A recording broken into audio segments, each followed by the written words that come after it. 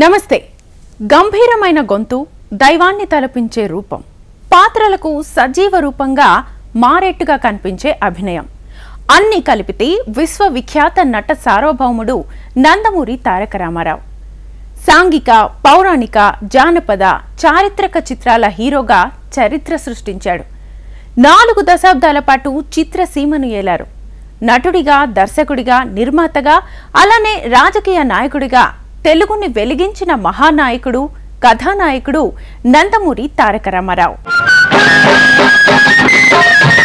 టాలీవుడ్ లో ఇప్పుడంటే అగ్ర హీరోలు ఏడాదికి 2-3 సినిమాల్లో నటించడమే చాలా గొప్ప విషయం.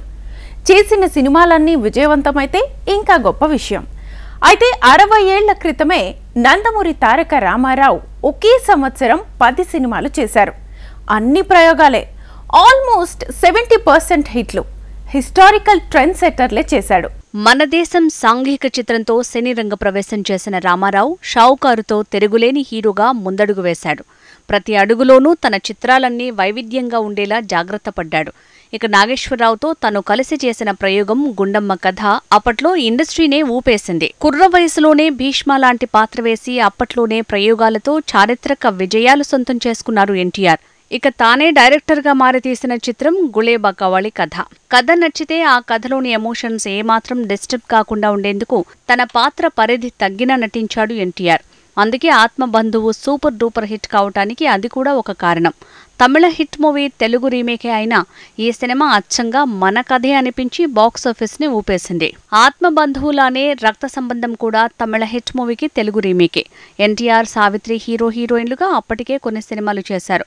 అలా అప్పటి వరకు తన ప్రియురాలిగా, భార్యగా పాత్రలు పోషించిన సావిత్రికి అన్నగా కనిపించి అలా కూడా నటించి మెప్పించాడు ఎన్టీఆర్. ఎన్టీఆర్ డైలాగ్స్ లో ఎంతో మహత్తు, మత్తు ఉన్నాయి. పదాల్ని ఎక్కడ విరవాలి, ఎక్కడ తేల్చాలి అన్న విషయంలో మంచి పట్టున్న నటుడు. అందుకే సాంఘిక, పౌరాణికాలు, కదిలించే ప్రయోగాలతో పాటు జానపద చిత్రాలు ఏం చేసినా వాటికే వన్న తెచ్చారు ఈ విశ్వవిఖ్యాత నట సార్వభౌముడు. దేవాంతకుడు సినిమాలో యముడిని కంగారు పెట్టిన ఎన్టీఆర్ ఆ తర్వాత యమగోళ మూవీతో మరోలా ట్రెండ్ క్రియేట్ చేశాడు.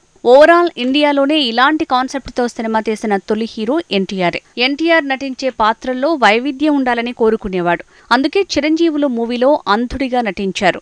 కలిసి ఉంటే కలదు సుఖంలో అంగవికలుడిగా పాత్రలో పాతుకుపోయారు. ఇలాంటి ఎన్నో ప్రయోగాలతో చరిత్ర సృష్టించారు. ఎన్టీఆర్ కెరీర్ అయిపోయిందన్న కామెంట్లని పూర్తిగా తుడిచివేసేలా చేసిన మూవీ వేటగాడు. ఏజ్ పెరిగిపోయింది, యువకులతో ఏం పోటీ పడతారన్నారు. కానీ వేటగాడులో ఆకుచాటు అంటూ వేసిన స్టెప్పులు అప్పట్లో ఇండస్ట్రీలో ఓ సునామీని క్రియేట్ చేశాయి. మారువేషాలంటే ఇలానే ఉంటాయన్న ట్రెండ్ ని తెలుగులో ఓ రేంజ్ లో ఫోకస్ చేసింది ఎన్టీఆర్. అప్పు చేసి పప్పుకూడు లాంటి సినిమాల్లో గెటప్స్ మార్చే ట్రెండ్ సెట్ చేసి రాముడు పేరుతో అగ్గిరాముడు, టాక్సీ రాముడు, టైగర్ రాముడు, డ్రైవర్ రాముడు, బేకారి రాముడు, అడవి రాముడు ఇలా ఎన్నో సినిమాలు వచ్చాయి. ప్రతి మూవీ ట్రెండ్ క్రియేట్ చేసింది. ఇండస్ట్రీకో బెంచ్ మార్క్ ని సెట్ చేసింది.